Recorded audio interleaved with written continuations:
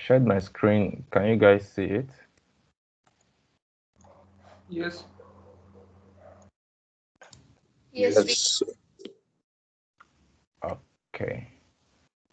Yeah, so today, by the way, Tuge Hojam told me that you guys have gone as far as functions and then one and functions. So we'll be solving problems that would involve those topics as well. So before us, we have about 5 problems, and then in the solutions, I included some extra two or three more problems so that we could have more examples to consider together. Yeah. So these are the problems. The questions are repeated in the tutorials, so I may not be coming back to these problems again.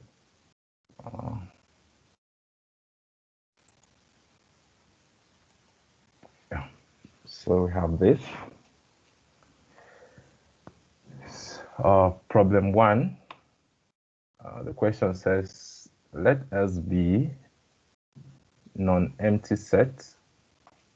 Check whether this symbol is a partial order on P of X.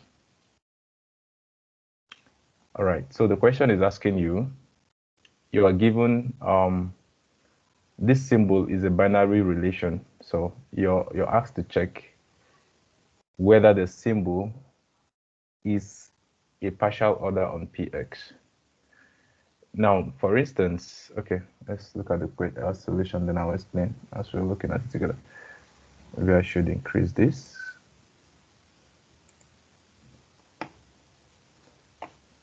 All right, so for any set S could contain any elements. Now, the binary relation, this, on the power set P of X is partial order because, one, I think the first question to ask is, what is a partial order? I hope we all know that. For a set to be a partial order, it must have these 3 properties. The first one is reflexivity, antisymmetry, and transitivity. So first of all, you're checking for this relation to see if the 3 properties that defines a partial order is being obeyed by the binary relation considering. Okay, so first of all, for instance, if we take, just as an illustration, if we say the set S has the elements, say 1, 2, and 3, for instance, if the set S has elements 1, 2, and 3, what is going to be the power of set S? Can someone tell me what is going to be the power of set S if it has 3 elements?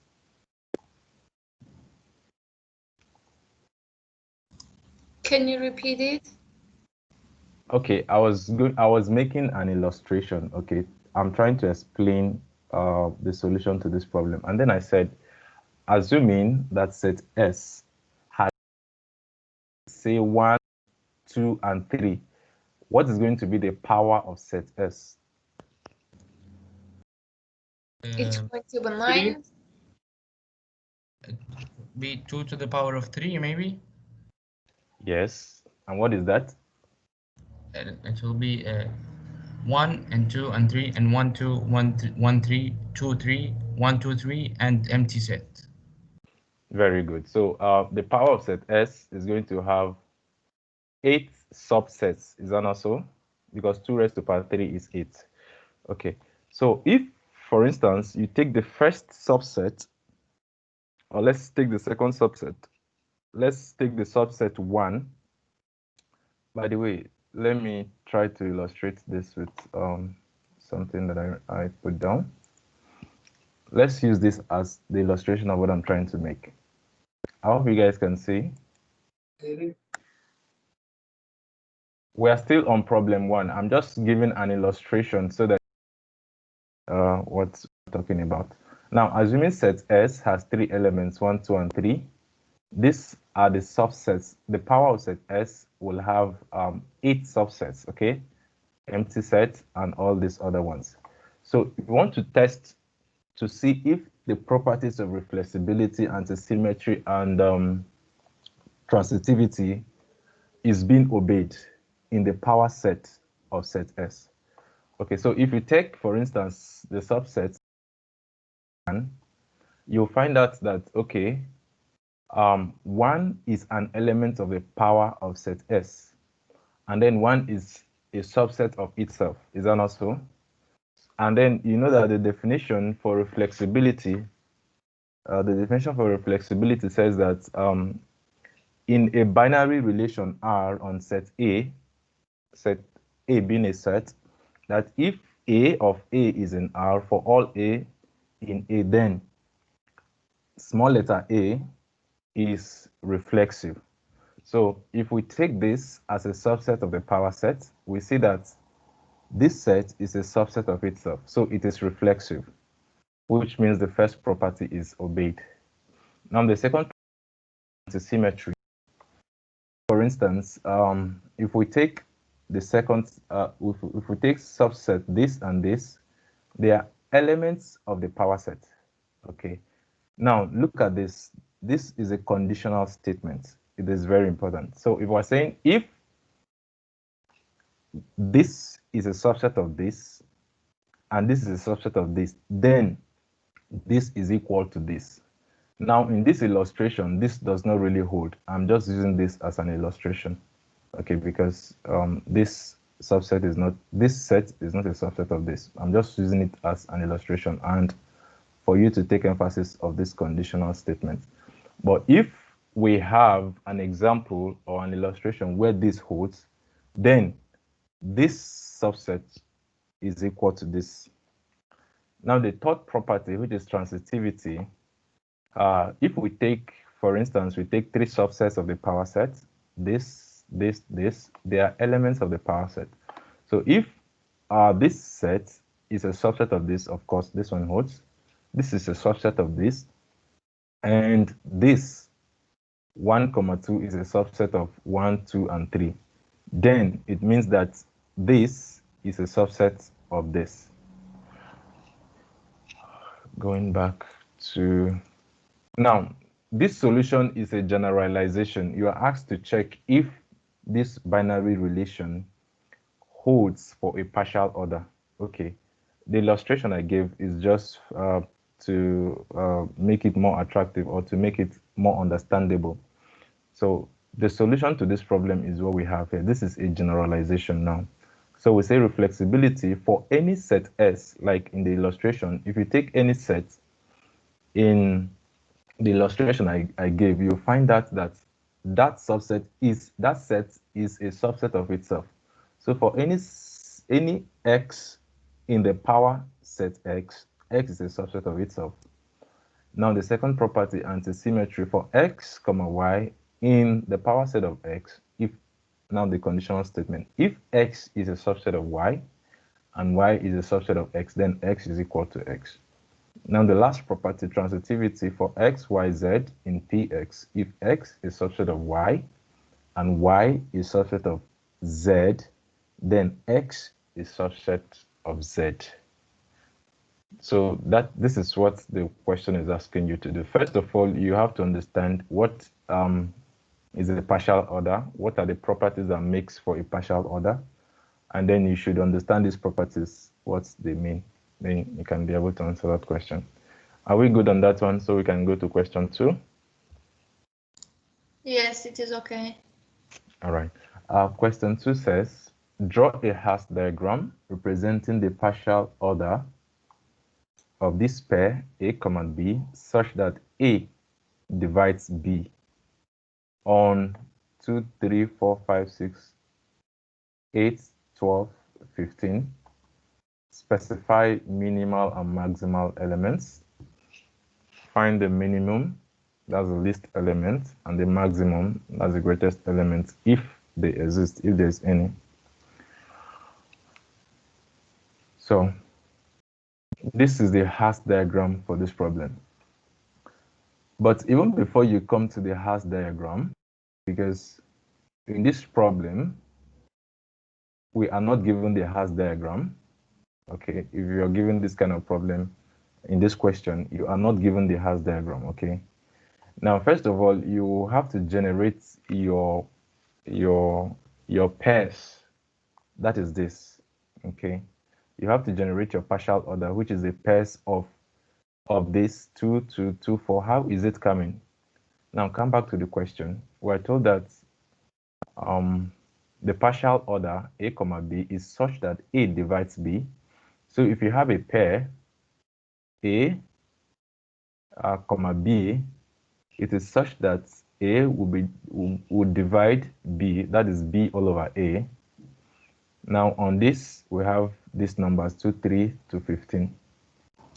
Now how do we have 2 over 2? Now if you have, you take 2, okay, 2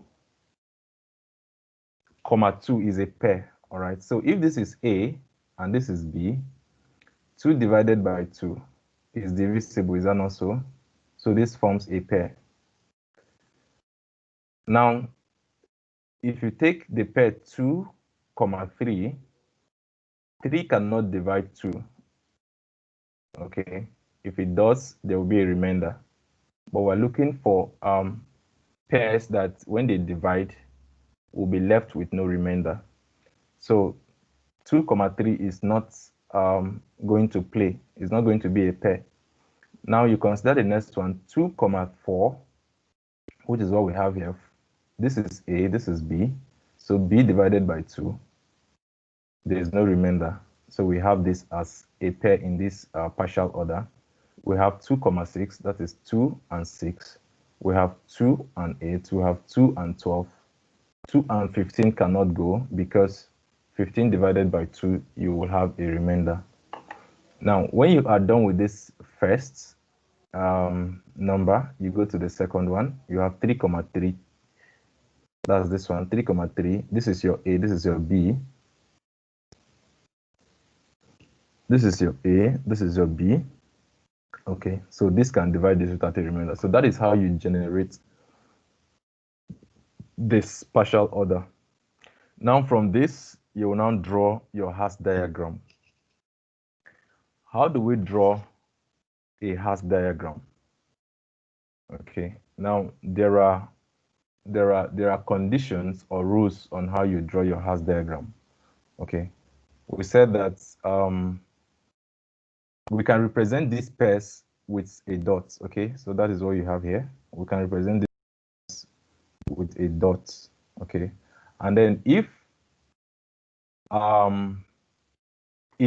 let's say you are considering this as a dot or as an element, if this element is less or equal this one, then this is going to be positioned higher than this in the hash diagram. Okay, and then there's another third condition for drawing a hash diagram. So from this partial order that you have generated from the question, mind you, you're not given this, you're not given the diagram, you're just given this question. So I've shown you how to generate this. So now is to draw the hash diagram. So here we are considering this as this first pair is the first element, which is 2. So this dots is 2 comma 2. Now we have the next element, which is the other 2 comma 4 is this. So you can draw a line to connect it. This is 2 comma 4.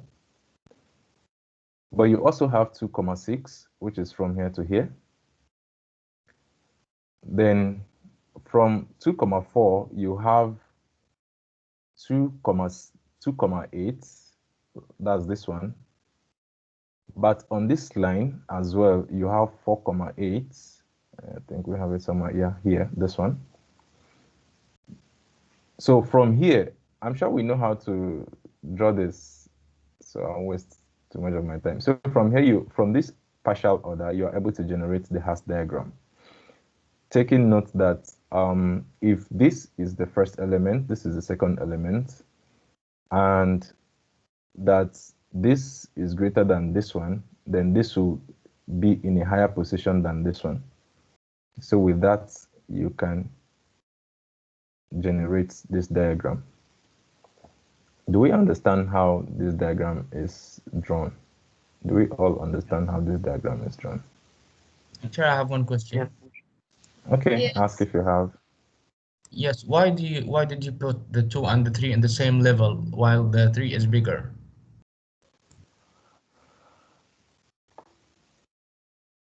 Well, 2,2, okay, is considered as the 0 level. It doesn't really matter because now 2,2 is not comparable to 3,3. You know what I mean by being comparable? 2,2 is not comparable to 3,3. Okay. So Okay. it doesn't matter, they can be at the same level. Even this one, this 5 can be at this level. You can extend this to this point. It doesn't matter because 3,3 is not comparable to 5,5. So they can be at the same level. But you see 2,2 and 2,4, it's like saying this is a subset of this. So this one which is higher will be, this one which is bigger will be at a higher position. Do you understand? Okay, but it will make a difference if he said to you, what's the minimal group or set? Then you will add the numbers. Sorry, I didn't get that. Can you repeat yourself? Because there will be a difference between the minimum and the minimal. Minimum and the minimal, there will be difference. If we just put the 2, it will be the minimal. But if we add 3, it will be the minimal will be 2 and 3. So it will be difference, I think. Now, I have said, I didn't really get what you're saying, but I have said 2 and 3 looks like they are at the same level. It doesn't matter, and you can extend 5 to this point. Okay. So long as this pair is not comparable to this pair, do you understand? And 3,3 is not comparable to 5,5. So we can as well extend this to this point, and it doesn't matter. All right, because we still have some parts of the question. I think maybe you will understand that more. Now look at the minimal elements. We have 5, we have 3, we have 2. Now, if we are to look at it from maybe the angle you are coming, we will say 5 is higher above, so it is not supposed to be a minimal element. Are you getting my point? Exactly, But that's what I'm saying, yes. So it doesn't matter, we could extend this to this point. They are all minimal elements because, of course, you know what a minimal element is. A minimal element, Yes, so, I get it. Yes, thank you. yeah, so that is why it is so. So So 5, yeah. can I ask you a question about it? Sure. So if we add 7 and 14 on this diagram, so 7 will be minimal element also, and 14 will be maximal element, isn't it? But we don't have 7 and 14 in the partial No, I'm order. just asking for it to be clear, like if we add them. Well, in this context, we cannot add 7 and 14, okay? Okay. Yeah, but it depends on the problem you are looking at. In this problem, we cannot add 7 and 14, so we can't say that 7 is going to be minimal. It depends on the problem you are looking at. And there's an example in the textbook that has letters. I think it's a simpler, and I'm sure that Ojan must have explained it very well.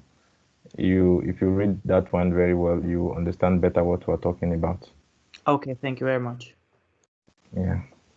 So we have this as a minimal elements, 2, 3, and 5. Why are they the minimal elements? Because they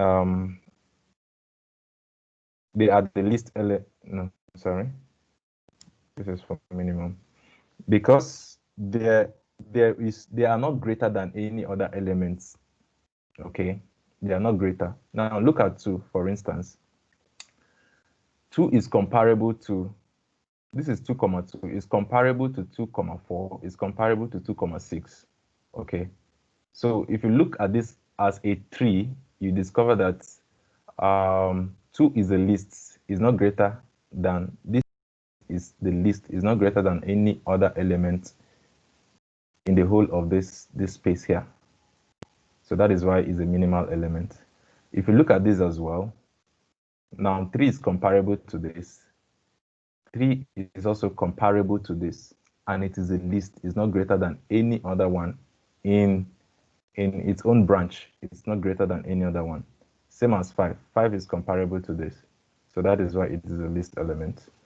Now, it's a minimal element. The maximal elements are 8, 12, and 15 because they are greater than every other element. Now, we said there is no maximum and there is no minimum elements. Why? Because there are some elements that are not. Do anyone have a question you can ask? No, sir. Okay. So we said that there is no maximum or minimum because there are elements in this order that cannot be compared. So we cannot say if 8 is the maximum, or 12 is the maximum, or 15 is the maximum. Even though 15 as a number compared to 12 and 8 looks bigger. But because if you look at picture this as a branch, okay? They are not all connected to the same branch. So we cannot say that 8, 12,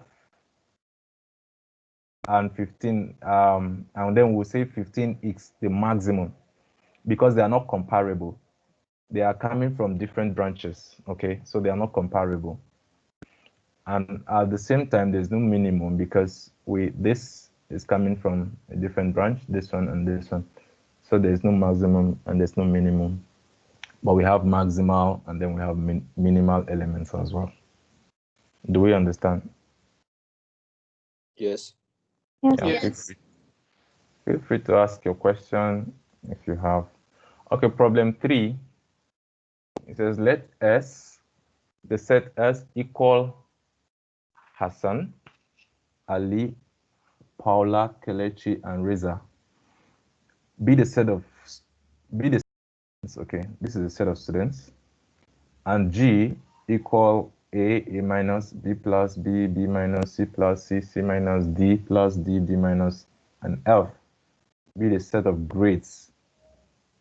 And F, the function F from S to G be the function that assigns a grade to a student, such that the function, as I'm putting Hassan in the function, Hassan has the grade B, Ali has the grade D, down to Reza. Reza has a grade A minus. Find the domain, find the target or codomain, and then the range of the function F. So the solution we know what the domain is. The domain is the set S from where you are taking your elements to put in the function. So this is the domain. Okay, so the domain S is equal to this. The whole element in the set S is the domain. The target or the codomain is the whole element in set G. So that is what we have here. The range is this one's B, D, C plus, D plus, and A minus. This is the range. Okay. So I guess that question is very simple. So we're just asked to find the domain, the target, and the range. So the domain is the whole of set S, the target is the whole of set G, and then the range is the result of that from the function, which is this. So that's the answer to that question. Any question from there? Is it clear? Yeah. Yes. All right. Okay. Problem 4 says determine whether these functions we have, of course, this is just the definition for a function. Determine whether a function f of n equal plus or minus n is a function from set of integers to sets of natural numbers. Now, first, you need to remember what the set of integers are and what the set of natural numbers are. So this, the z, what is our z here? What can we refer to as z in this question? Is it the domain? Is it the target? Is it the range? What is z?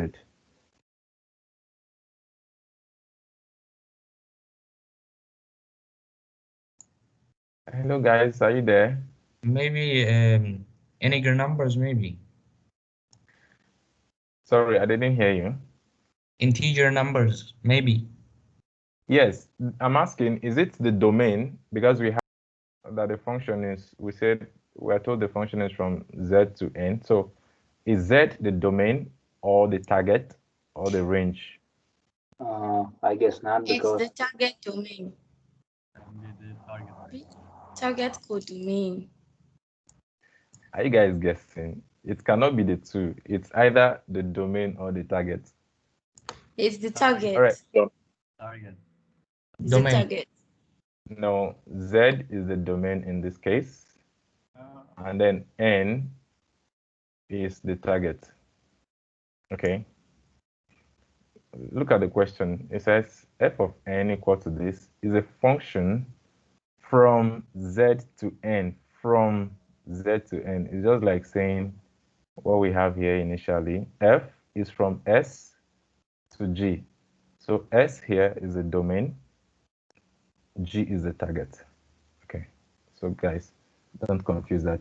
So if Z is a domain, and you know that this domain is a set of integers, so you should know what the elements of this set should be from negative infinity to infinity, including 0.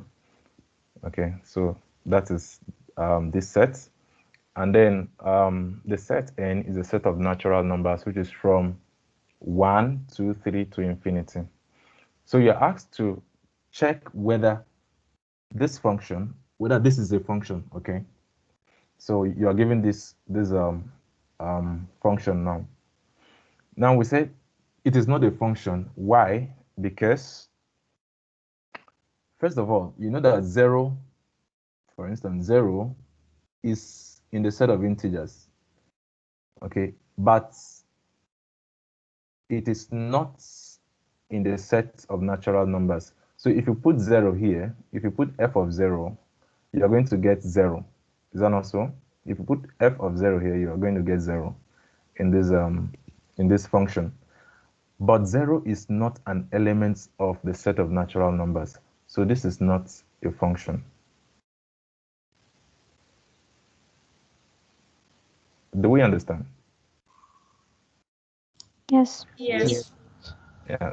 And for instance, if we consider n to be equal to 0, 0 is an element of set of integer z, but f of 0, which is going to give us 0, is not an element of the set of natural numbers. So this is not a function. Now look at the second one. We're given this function, the root of n squared plus 1. A function from the set of integers to R. R is a set of real numbers, and R is our target in this question. Z is the domain. What is R? Can you define R?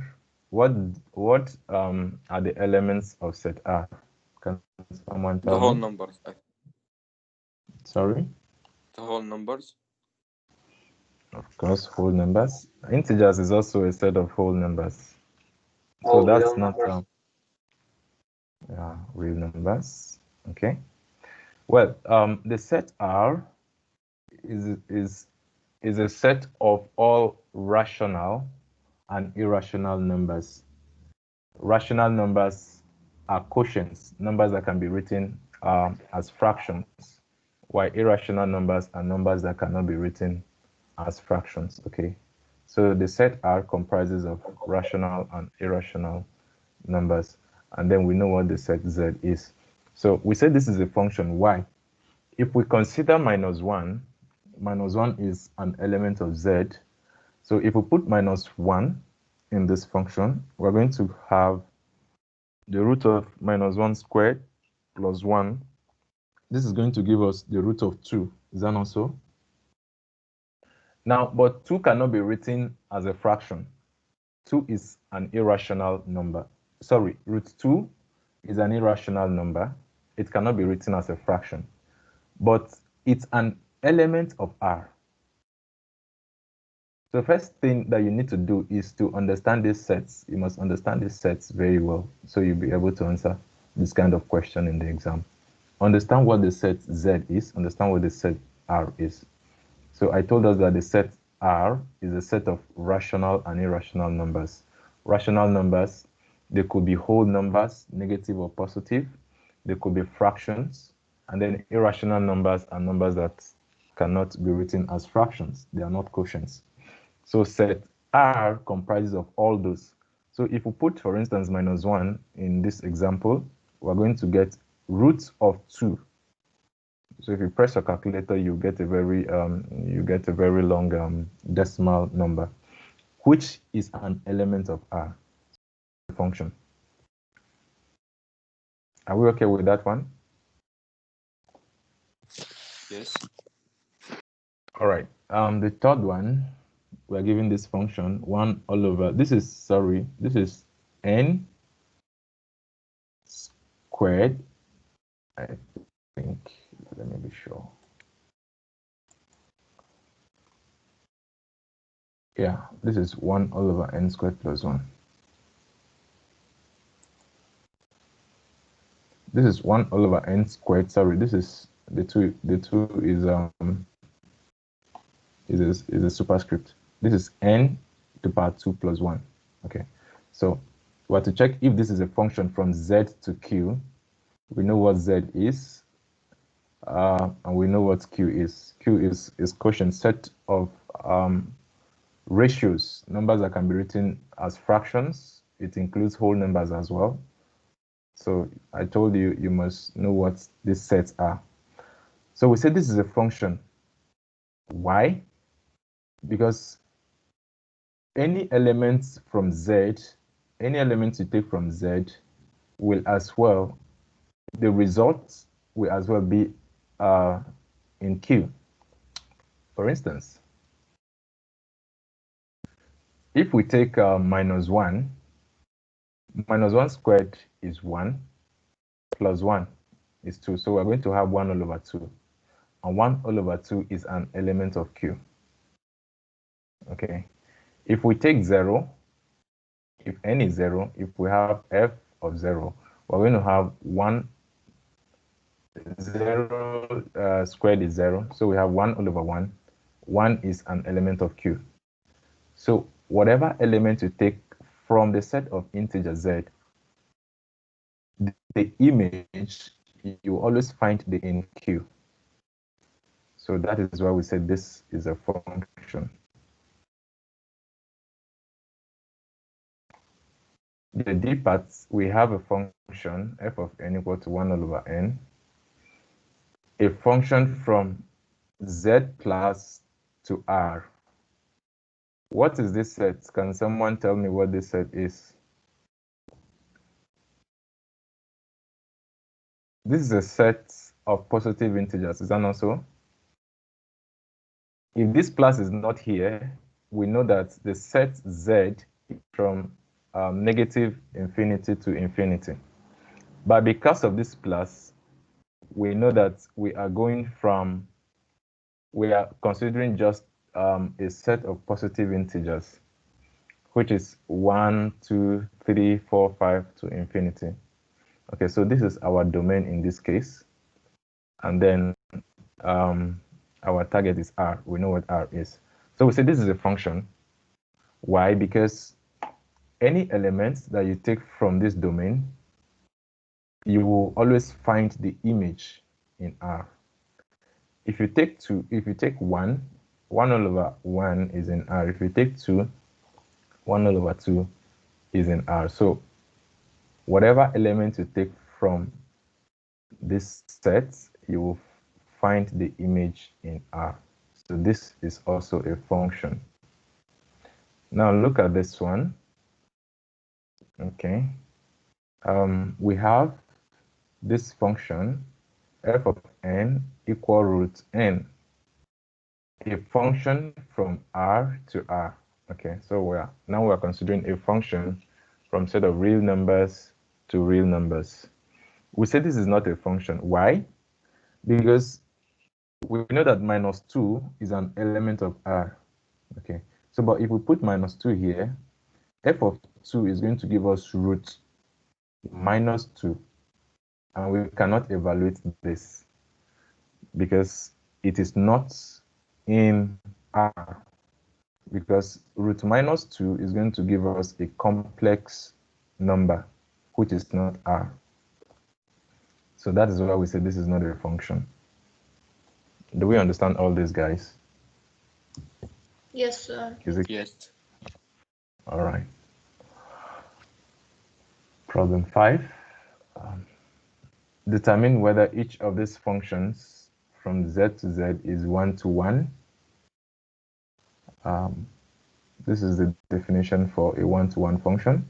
A function is said to be 1-to-1 if the function of, say, elements a1 is equal to the function f of a2, then a1 is equal to a2. So first we have this. We have this function, f of n equals to n minus 1. I'm sure Toge Ojam must have taught us how to check for functions if they are 1-to-1 or onto. So if you let n minus 1 to be equal to -1, as we have here, if you let this, you have n1, the one on the left hand side, let's call it n subscript 1 minus 1 equal n2 minus 1. So if we take -1 to the right hand side, this will cancel this. So we're left with n1 equal to n2. So this is 1 to 1. So this function is 1-to-1 because it agrees with this definition of a function that is 1-to-1. And of course, this is true. For instance, if you take, let's say, if you take n to be, you have f of 0 will be equal to what? 0 minus 1. So the image is what? -1.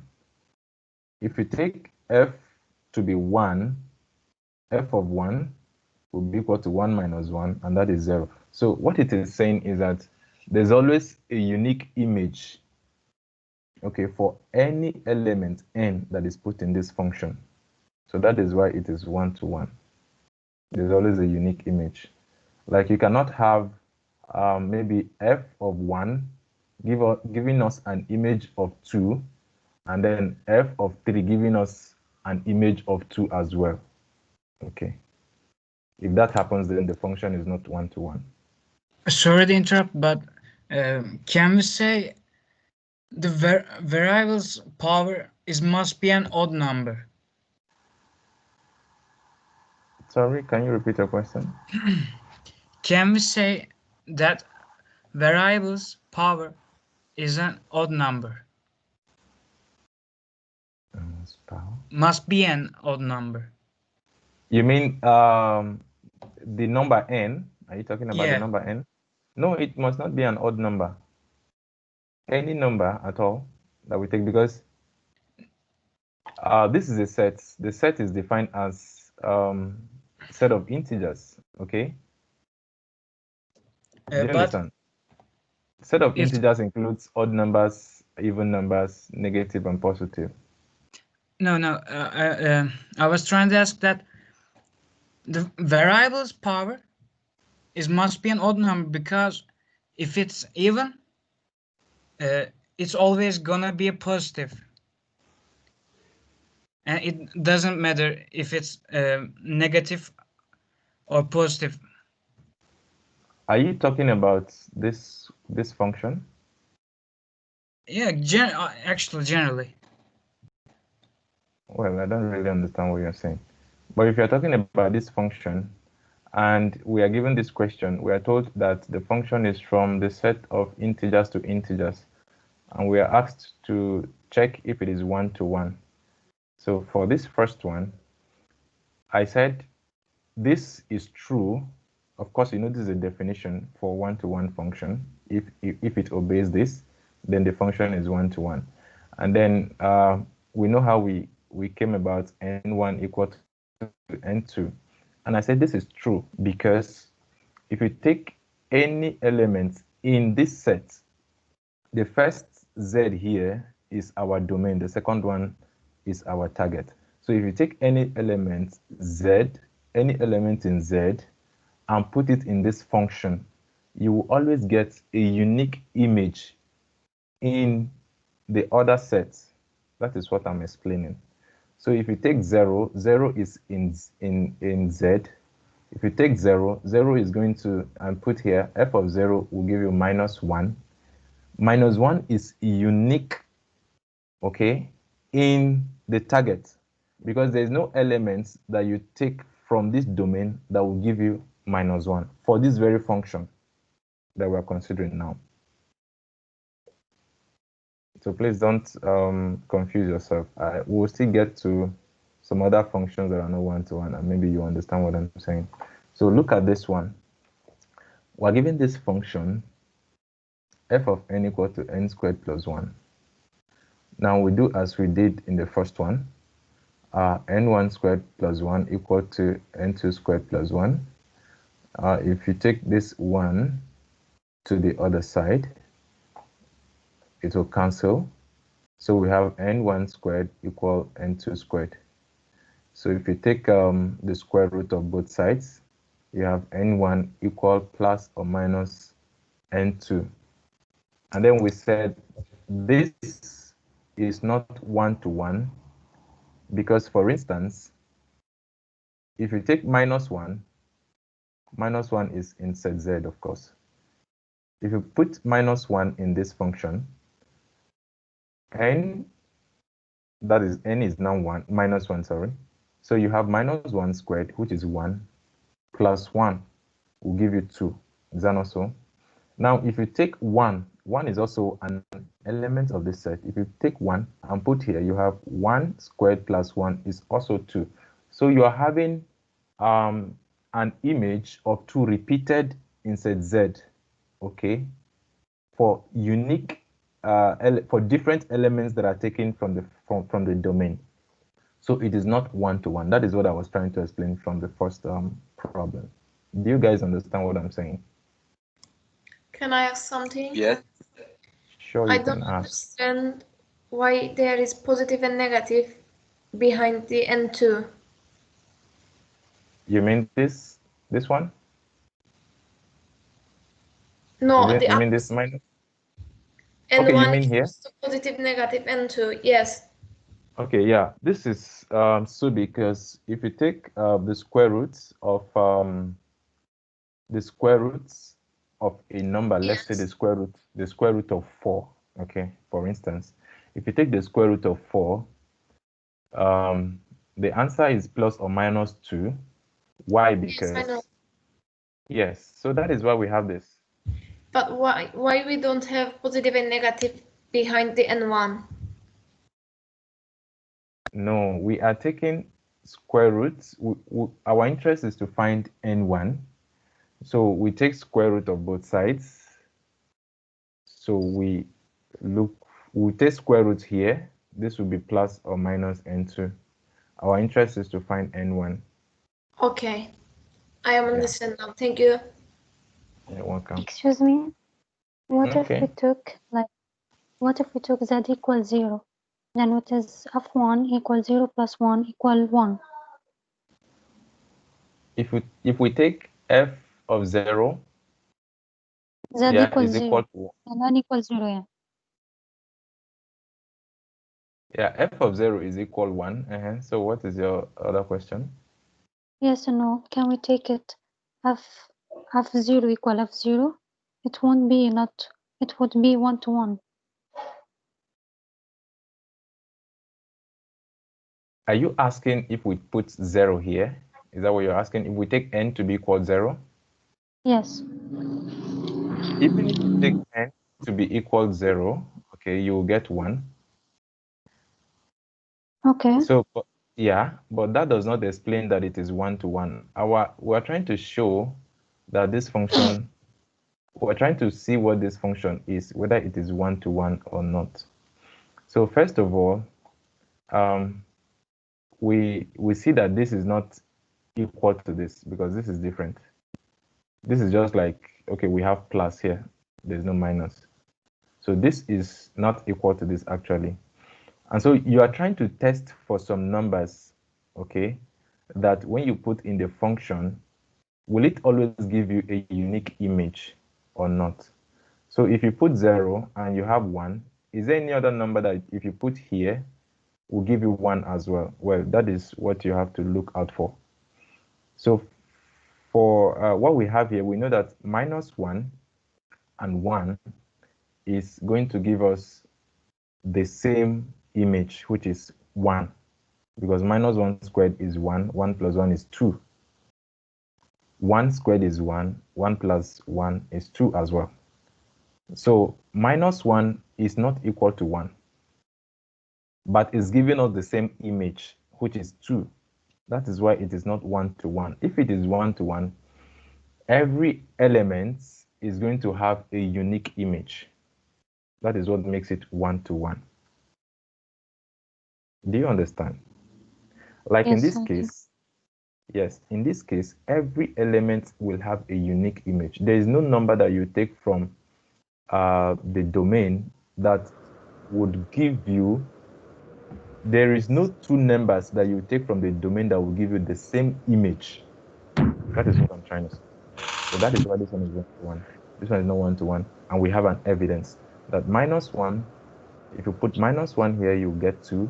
If you put 1 here, you get 2 as well. So it's not 1 to 1. It does not obey, it does not define a 1 to 1 function. All right. The third one, we have the function f of n equal to n raised to power 3. Again, we do our calculation. We have n1 to the power 3 equal n to the power 3. So we take cube roots, and then we have n1 equal to n1 equal to n2. So because n1 is equal to n2, we say this is 1 to 1 function. Now, you know, we cannot have, like we have in this case, we cannot have plus or minus here, guys. I hope you know that. Yeah, we cannot have plus Yes. or minus here. Yes. This only applies for square roots. All right, so this is 1 to 1. Now, what about this function? F of n equals absolute value of n. It's not 1 to 1. Why? Because if you have the value -1 here, it will, you put it in this function, you will have 1. If you put 1 here in this function, you have 1 as well. So there will always be a repetition or a duplication of the image in the target for different elements from the domain. So that is why we say this is not 1 to 1, because any element that you put in this function will always give you the same results for its opposite. Like if you put -1 here, f of -1, you will have 1. If you put f of 1, you have 1 as well. If you put f of -2, you have 2. F of 2, you have 2. So it is not a one-to-one function. We are having images repeated or duplicated for different elements from the domain. So it is not one-to-one. Are we good, guys? Yes. Yes, we are. All right. Okay, problem 6.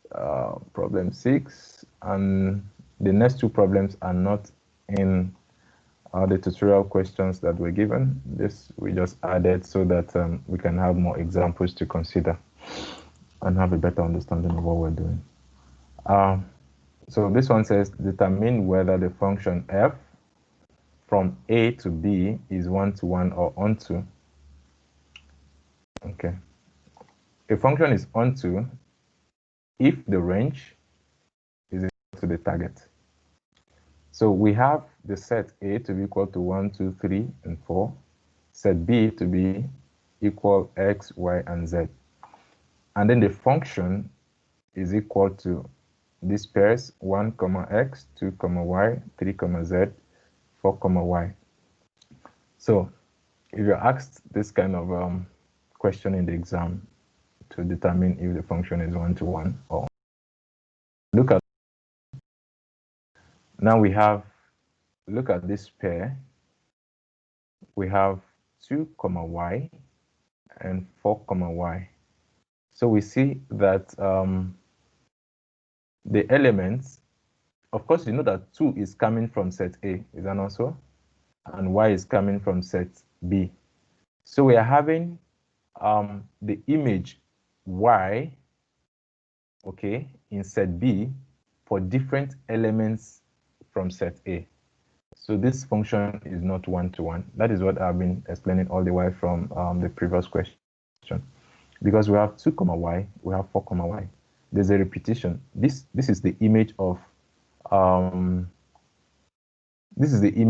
2 put in this function, which is y. And then 4, which is a different element, 4 is not equal to 2. Okay, it's also giving us the image y. So there's a repetition. It is supposed to be unique. If it were unique, then it is one-to-one. But because we are having repetition, it is not one-to-one. Okay, so is it onto? Yes, it is onto y because we have x, we have y, we have z, which is equal to b because the target is equal to x, y, z. So the range has all the elements of the target. And we said that if the range has all the elements of the target or is equal to the target, then the function is onto. Are we good, guys? Yes, but can I ask something, sir? Sure, you can. If there is no 4 in set A, it's going to be one-to-one? Sure. If there's no 4, it is one-to-one. Okay, thank you. You're welcome. Okay. Let's look at this problem. Let f of x equal 4x squared be a function from R to R, and let g of x, another function, equal root x plus 1 be a function from, this is a half closed interval, that's from 0 to infinity.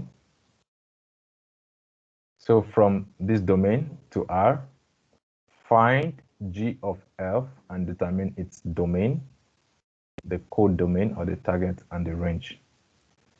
So we have been given two functions.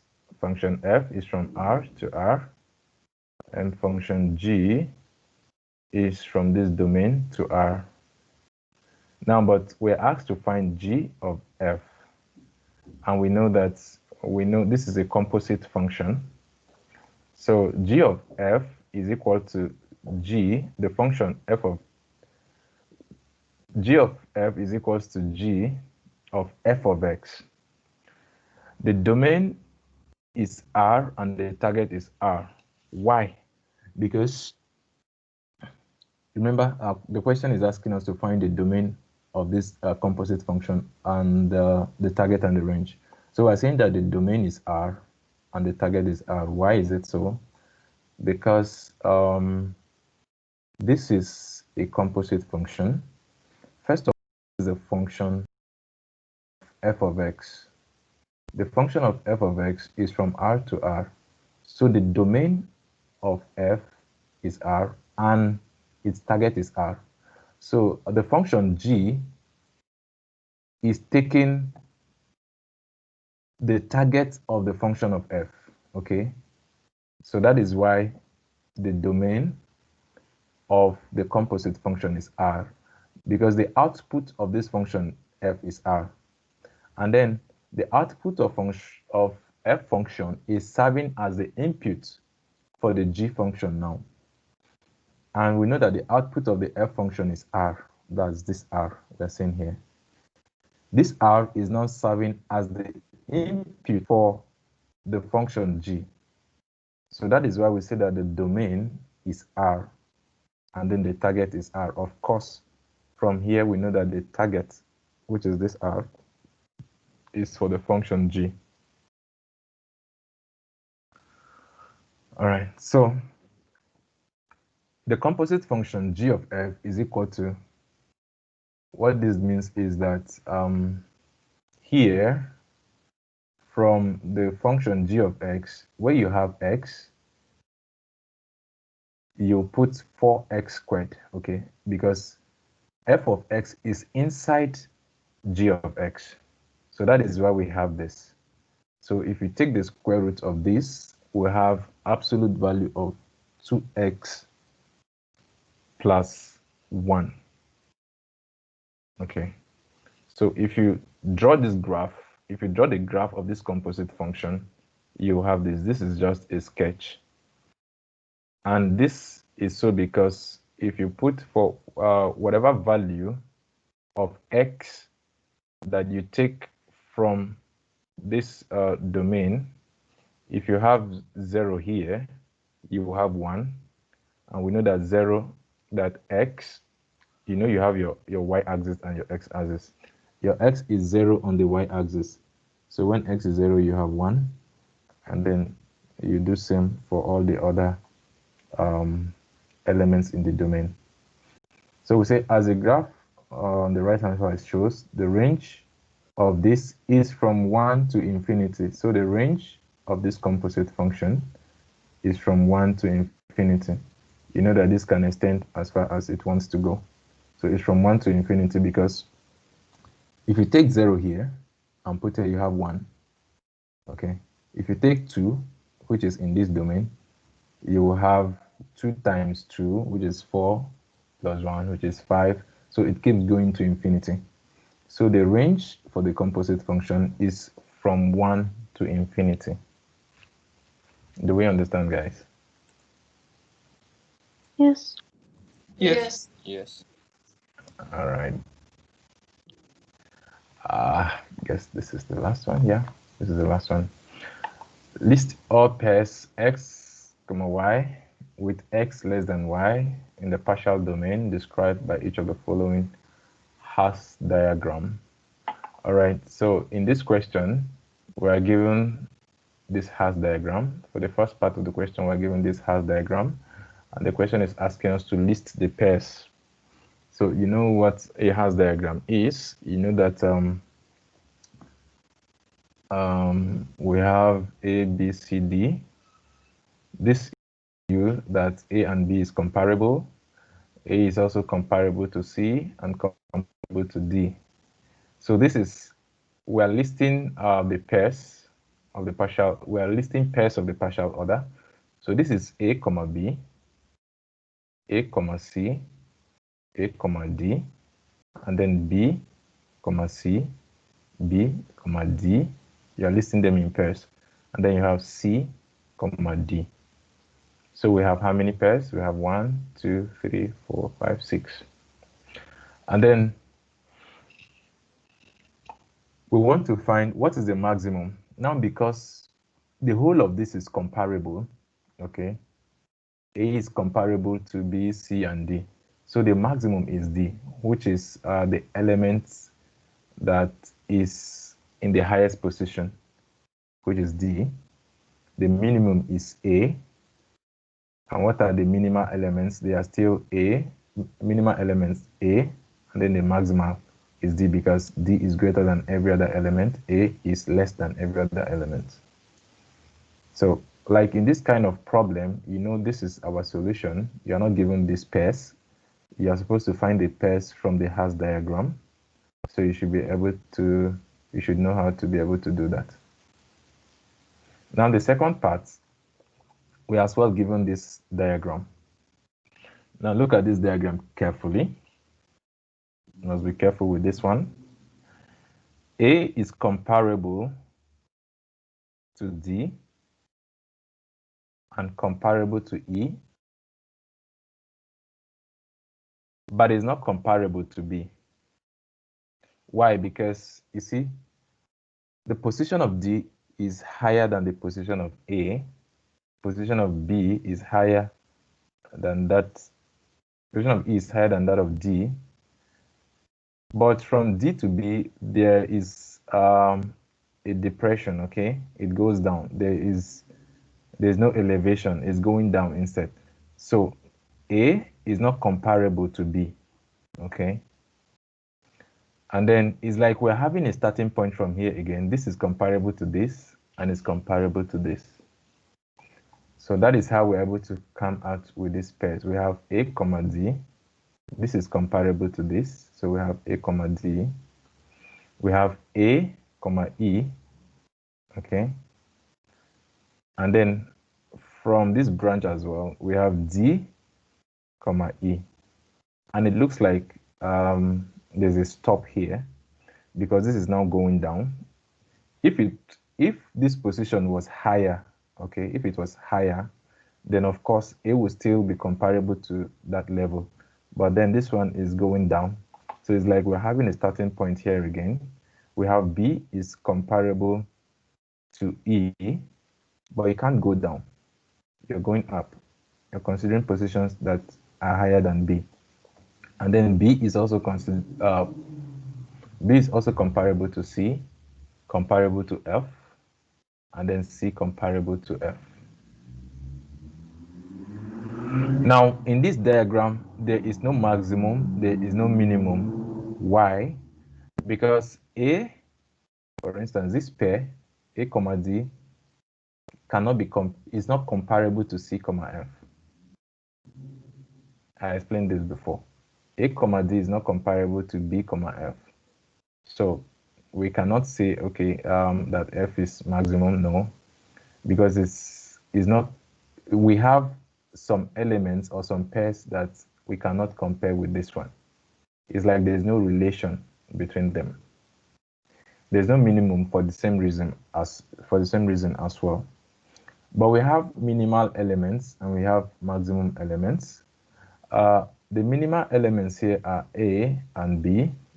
Why? Because if you come from here to this point, A is less than every other element from A to D and D to E. A is the least element. From here, B is the least element from B to E, B to F. So B is the minimal element here. The maximal elements from here as well, you have E is the maximal element because comparing A to D, D to E, this is the maximal element. And F is also a maximal element because from here, comparing B to C, C to F, F is greater than every other element from here. So this is the solution to this Haas diagram. Do we understand, guys? Yes. Yes. Yes. Any questions? No. There are no questions. We're going to take our Sir, attendance. I have a question. If you have a question, ask. Yeah, the last question. Ask if you have a question. I need to see the question. You mean the tutorial questions? Yeah, the last one. Okay, I'm coming. Let me do this quickly.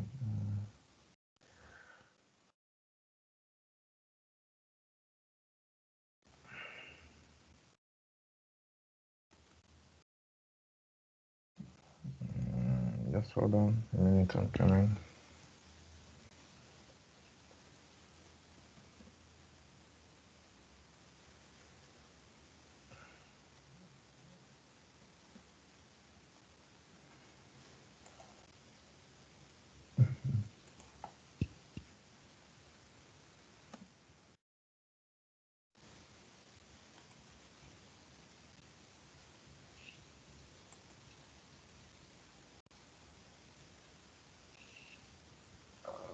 Okay. All right. Question, yeah? Hello? Yes, the last one, sir. Yeah, this is the question. Can you see?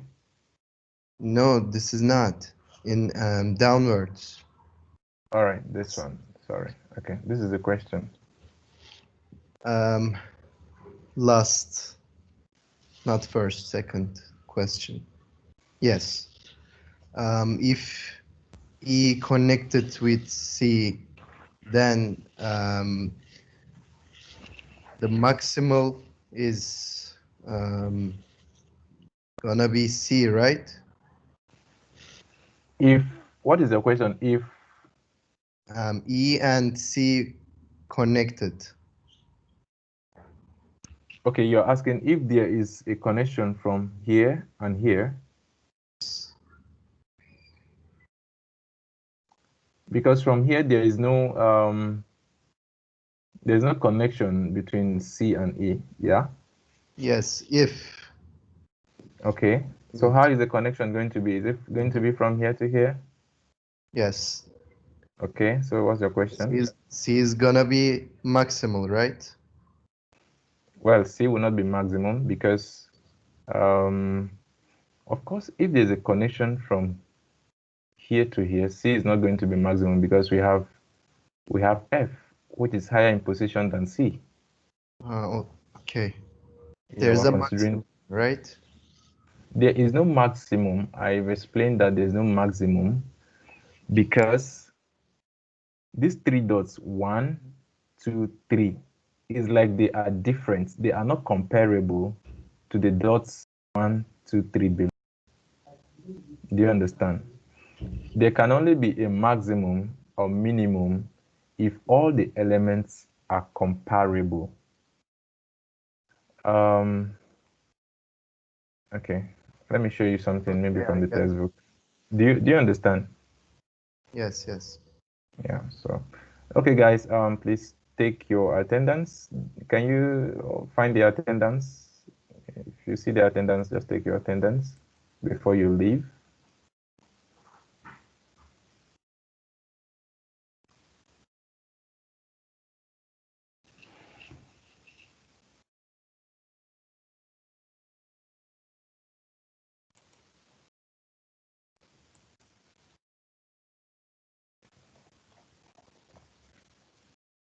Has everyone taken attendance?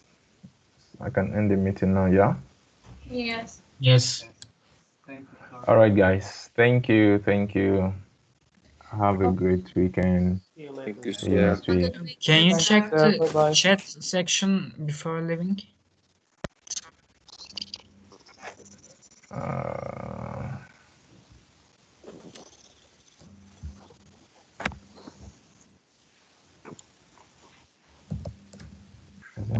What's that from Thanos? What's that? What's that number? Hello. Hello. Yeah. The one that I wrote is the thing that I was trying to describe. Maybe I don't even understand it. Maybe we can still talk about it later. Okay, you can chat me up or call me up later after the class, after I've in the class, so we can talk about it later. All right? Okay. Yeah. Sorry, but So- I can't find the attendance. Where can I go? You cannot find the attendance.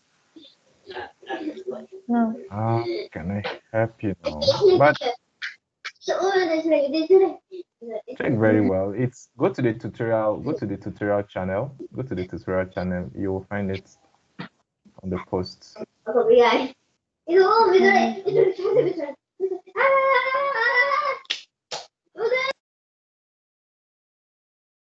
Can you see it now? Not yet.